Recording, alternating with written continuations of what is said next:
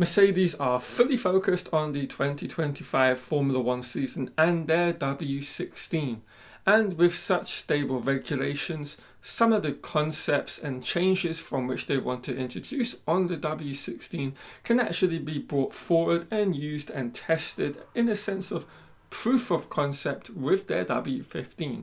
And that's exactly what the team did with what I believe to be a somewhat of a secret test with the W15 since the Austin Grand Prix.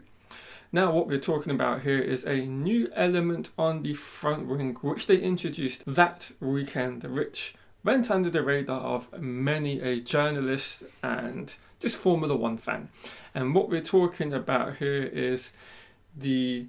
new flow conveyor which has appeared between the flaps on the front wing and the end plate of the W15's front wings. And essentially it is acting as a flow conveyor from which they are guiding the air around the front tire to get away all of the negative air in the wake and guide it around towards the rear end of their car. And it is a very unique design from which we have not seen at all on any Formula One car throughout the ground effect era, particularly so when you consider the fact that these technical regulations were supposed to abolish all of the outwash effects that the front wings of these Formula One cars would be producing. But it looks like Mercedes have found a way to do that very particular and very desirable aspect that the FIA with these technical regulations look to get rid of. Now let's get into a little bit more detail and show you some of the illustrations of what it is that I am talking about. Now, as I said, this is where the end plates and the wing flaps on the front wing are kind of meeting, the connecting place, and it's the area from which a lot of Formula One teams make subtle changes and variations to throughout a season as they look to kind of fully focus and fully hone in on the overall flow structures from the front of their car to the rear end to just maximize and optimize the performance. But unlike any of the other designs in this particular area across all of their kind of rivals and competitors, which would have the same intricacies and details throughout their car, this is one area that Mercedes, in terms of the technicality and the levels of complexity, are far and away above those of all the other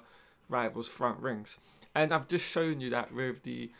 pictures of the McLaren, Ferrari and Red Bull areas in this particular region. So it is for sure an area that some of these teams have not put a lot of thought into, and that is quite obvious from the designs. But of course it also may be that Mercedes have weaknesses in other areas, and therefore this is one area from which they can help alleviate that particular weakness, because their designs in other areas of their W15 aren't as strong as the areas, say, across the RB20 and the MCL38. But nonetheless, this is a region and a complexity that we haven't seen produced across these 3 years so far that we've had of the ground effect era. Now, what this is all about doing is generating that kind of outwash which every Formula One team would be looking to generate from their front wing, but which has been banned. And it is almost like this additional winglet which they've been able to introduce, and the air is going to be guided very delicately around this area and to the outside of the front wheels on the W15. And of course, if this is a concept for next year's W16, the W16. And this just helps to clean up the overall airflow and the structures, which is what every Formula One team and Aerodynamic team is looking to get from these regulations. So as you can see from this illustration and the additional lines I'm putting on here, this is the way in which the air will now be guided in this area and out and away through the front tires. And this is all about making sure more of the air is making its way towards the rear end of the W15 to give it much more load and a stable platform. And from what we've heard from the team in all of the post-race debriefs, it seems these upgrade packages are doing exactly what they envisioned them to be doing. So this is a very interesting thing to see on the car, and it's a concept that no team has thought of introducing. Now there is one kind of negative aspect you could say is, how is this actually legal? Because within the set of technical regulations as they are now, these sorts of winglets really shouldn't be legal on any of these cars. Now that is something I cannot say why it is being allowed, but it is something to keep an eye on potentially for next season if teams look to either follow Mercedes in this route or try to get this very unique and intricate winglet banned for their next year. But of course, with the concept of the W15, the benefits I am suggesting potentially are very much minimal.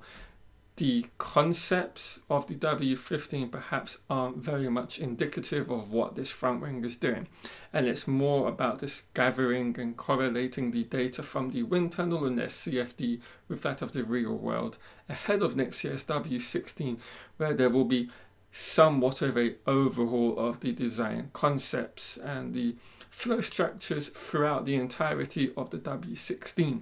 Because as we all know, one area from which the team are looking to make a lot of inroads in is very much the slow speed corners. And I think this is one of the avenues from which they could be potentially looking to help alleviate that particular weakness. So yeah, very unique and intricate design, which I think is really cool to see, because I love this ingenuity, this area from which designers can find loopholes in the wording and create these very unique looking designs that potentially the FIA and whoever wrote these rules weren't expecting to be interpreted in this particular way and then brought onto whatever car and whatever design team came up with them. So yeah, I hope you've enjoyed the video. I am going to wrap things up here. If you have, do of course leave a like on the video down below, and if you're new and have found your way to this channel and have enjoyed the content, do hit that subscribe button as well and turn on notifications for all future F1 content. Right everyone, I will catch you all later with Formula 1 videos.